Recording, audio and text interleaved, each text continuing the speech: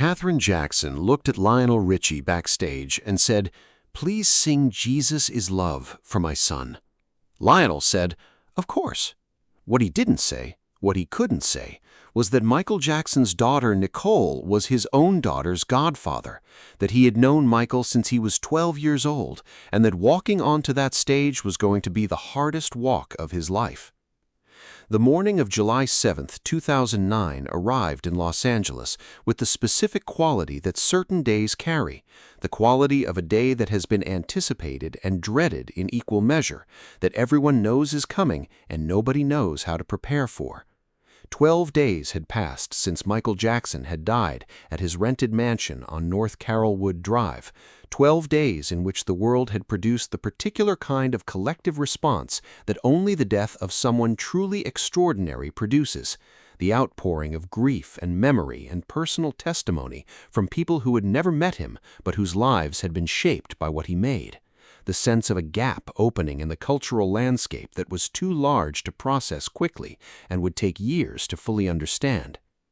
The Staples Center in downtown Los Angeles had been chosen for the public memorial service. It seated approximately 20,000 people, and the tickets, distributed by lottery to the public, had been requested by more than 1 million people in the days after the announcement was made. 20,000 seats for 1 million requests. The mathematics of grief for someone of Michael Jackson's magnitude. The people who received tickets understood that they were being given something beyond a ticket to a memorial service. They were being given a place in a historical event, a seat at the specific moment when the world formally acknowledged what it had lost and tried to find the words for what that meant. Lionel Richie was backstage before the service began, in the specific liminal space of performance venues that exists between the public world of the stage and the private world behind it. He had been in this space thousands of times across his career, the backstage corridors of arenas and concert halls and television studios, the holding rooms where performers wait before they are needed, the green rooms where the distance between private and public self is briefly suspended.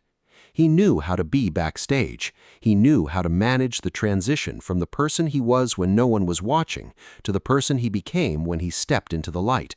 This was different. The casket on the stage above him was closed and bronze and gold-plated and contained the remains of a man he had known since October of 1971, when a 22-year-old Lionel Richie had turned a corner in a backstage corridor at the Baltimore arena and heard a child crying behind a door. He had opened the door and found a 12-year-old Michael Jackson sitting on the floor of a dressing room, shaking, telling a stranger he couldn't go out there. Lionel had sat down beside him. He had said, "You don't have to." He had stayed until Michael was ready, and then he had left, and Michael had walked onto the stage and performed for 18,000 people with the complete authority of someone who had been born to do exactly that. In the 38 years between that Baltimore dressing room and the backstage corridors of the Staples Center, Lionel and Michael had built something together that went beyond professional collaboration and beyond the ordinary meanings of friendship. They had written "We Are the World" at Michael's house in Encino, surrounded by dogs and a mynah bird and an albino python, and the song had raised $60 million for people they would never meet in a country they had never visited.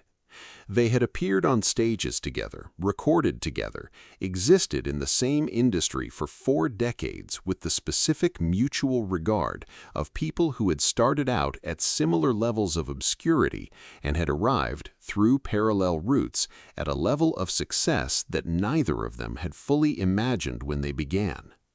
Michael was the godfather of Nicole Richie, Lionel's daughter, the child he and Brenda had adopted as an infant, the girl who had grown up calling Michael her godfather and who was, on this morning, in this building, part of the private family gathering that had preceded the public service. Katherine Jackson found Lionel in the backstage space and made her request simply and directly, in the way of a woman who has spent the previous 12 days managing grief and logistics simultaneously and has arrived at the point where the only available mode is clarity. She wanted "Jesus is Love," the Commodore's Song, released in 1980, one of the few explicitly devotional pieces in Lionel's catalog, a song about faith and the constancy of something larger than individual experience. She had heard it many times. She knew what it contained. She believed it was the right song for her son on this day, in this building, with this audience. She asked Lionel to sing it. He said, of course. The words came without deliberation, without the need to consider. Of course was the only possible answer to a mother asking him to sing for her son, and he gave it immediately and without qualification. It was only after she had left, after the request had been made and accepted, and Katherine had moved back into the larger machinery of the morning's arrangements, that Lionel sat with what he had just agreed to do. He had sung in front of larger audiences. He had sung under greater commercial pressure and greater professional scrutiny, and in contexts where the stakes, measured in career terms, were higher than this.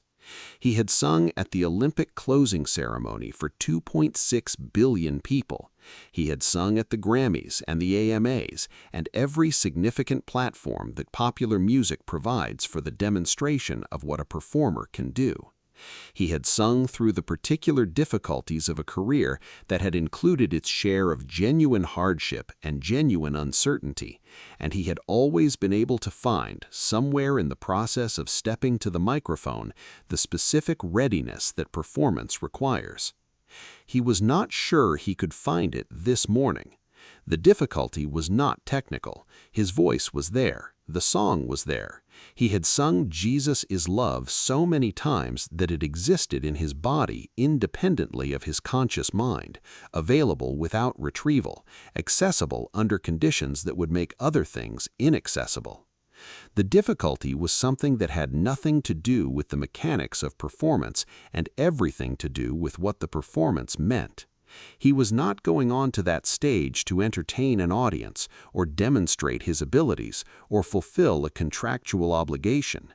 He was going on to that stage to say goodbye to someone he loved, in front of everyone, in the specific public way that this particular kind of goodbye required. And the public nature of it did not make it easier, but harder. The awareness that his grief, for the duration of the performance, would be visible to 20,000 people in the building and 1 billion people around the world, that whatever happened on his face while he sang would be recorded and preserved and watched by people who were not there for him, but for Michael. He thought about Baltimore. He thought about the 12-year-old on the floor of the dressing room and the specific thing he had said, "You don't have to go out there," and the specific thing Michael had done, which was to go out there anyway, completely, without holding anything back, giving the 18,000 people in the Baltimore arena everything he had, even though 40 minutes earlier he had been sitting on the floor unable to imagine standing up. He had thought about that quality many times over the years, the quality Michael brought to performance, the complete commitment of someone who had been broken and had chosen to go out anyway and give everything that breaking had not taken from him. He stood up. He moved toward the stage entrance. He carried with him the 38 years of what the name Michael Jackson meant to him, which was different from what it meant to the 20,000 people in the seats and the 1 billion people watching from wherever they were watching, which was different from what it meant to the Jackson family in the front rows, and different from what it meant to the music industry and to culture and to history. To Lionel, it meant a 12-year-old on a dressing room floor. It meant an albino python crossing the room while they tried to write a song that would raise $60 million.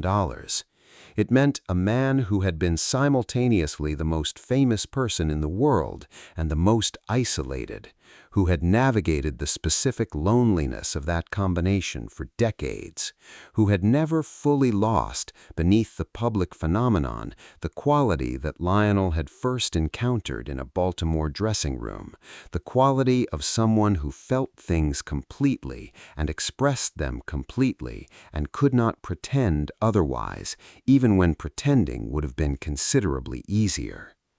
He stepped into the light. The Staples Center produced the specific silence that 20,000 people produce when something important is about to begin. Not the silence of an empty space, but the weighted silence of a full one. The silence of people who are holding their breath collectively because they understand that what is about to happen deserves that. Lionel stood at the microphone with the casket visible at the front of the stage, the gold plate catching the house lights, and he began to sing, "Jesus is Love." What the 20,000 people in the Staples Center heard, and what the billion people watching around the world heard, was Lionel Richie singing a gospel song at a memorial from Michael Jackson.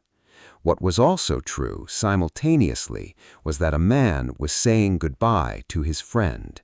The two things were not separate. The song and the farewell existed in the same sound, inseparable from each other, each one making the other more true. Jesus is Love had been written in 1980 as a statement of faith. On July 7, 2009, it was also a statement about what 38 years of knowing someone meant, about what it cost to lose them, about what remained when the loss was too large to contain in ordinary language, and the only available vessel was a song. He finished. The Staples Center did what it did, the accumulated response of 20,000 people receiving something that had moved them, the sound of people who have been in the presence of something true and are acknowledging it in the only way available to a crowd, which is together and loudly. Lionel stepped back from the microphone. He walked off the stage. He returned to the backstage space where he had been before Katherine had found him, and he sat down, and he did not speak to anyone for a while. Later, when he was asked about that morning, in interviews in the months and years after, when the distance made it possible to speak about it, he said that Jesus' love had taken on new meaning every time life required him to sing it. He said that the last time before the American Idol performance he was thinking of was Michael's memorial, and that Mother Katherine had asked him to sing it, and that each time the song called for a moment of reflection about where you are and how you got there. He said the message was always the same. He did not say what it had cost him to deliver that message on July 7, 2009, but the cost was visible to everyone who watched, in the particular quality of control that someone exercises when they are singing something that could undo them if they allowed it to, in the precision of a voice that is carrying more weight than voices are usually asked to carry, and is refusing to let that weight break what it is holding. Lionel Richie had first sat down beside Michael Jackson in 1971 because a child was crying and no one else had stopped. He had done nothing more complicated than open a door and sit down. He had stayed until Michael was ready, and then he had left, and Michael had walked onto the stage. On July 7, 2009, Lionel walked onto a different stage in a different city, 38 years later, carrying what 38 years of that friendship had accumulated, and he sang. It was, by any measure that performance can be measured, one of the most difficult things he had ever done. It was also, by the same measure, one of the most necessary. Some things are too large for silence. Some friendships are too long for ordinary goodbyes, and some songs carry more meaning than they were written to carry, pressed into service by the weight of the moments that happen around them, transformed by the lives they move through into something their creators never entirely anticipated. Jesus' Love was written in 1980 as a statement of faith. On July 7, 2009, it was a farewell. Both things were true at once. That is what music does when it is given to the right moment. It holds more than one truth simultaneously and delivers them all, and leaves the people who receive them changed in ways they will spend years understanding. If this story moved you, make sure to subscribe and hit the like button. Share this with someone who has ever had to be strong for someone else when they were breaking inside. Because sometimes the hardest walk you ever take is the one toward the microphone, when the song you are about to sing is the only goodbye you have left to give. Leave a comment below. Is there a song that has meant something completely different to you at different moments in your life? And don't forget to ring the notification bell for more stories about the moments when music carries what words cannot, and the people who step forward to deliver it when everything in them wants to step back.